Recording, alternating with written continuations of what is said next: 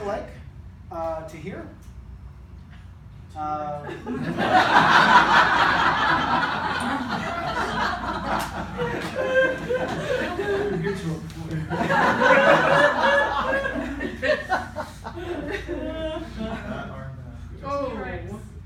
T-Rex all the way up to the shins.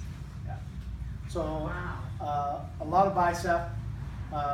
Part of it is that you're not pressing down at all with your top hand. So as you're sitting up, your paddle's floating out of the water. And that's what also is creating a really short pull. A really short what? A really short pull. Okay. So your pull, so you've got super long levers. The advantage of being someone long and lean like you is that you can get a really long paddle stroke, right? So you get a lot of potential water time, which can be a real advantage.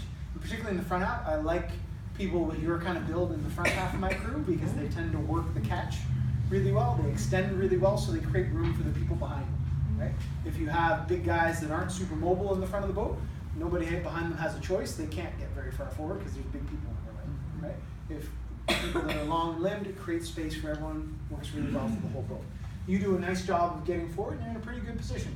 A little bit of rounding there. Your hips are slightly turned though, and you've got good extension. So overall, not too bad.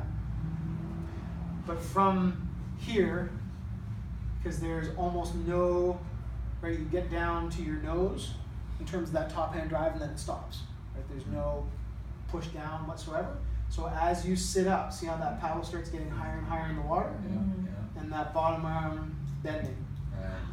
So you're losing power through most of your pull. You're entirely out of the water well in front of your hip. Right? And what you did get to pull in the middle was being pulled by your bicep. Right? So a lot of that will change with that top hand drive because it'll keep the paddle deeper and it'll force you then to engage more of your core in that stroke.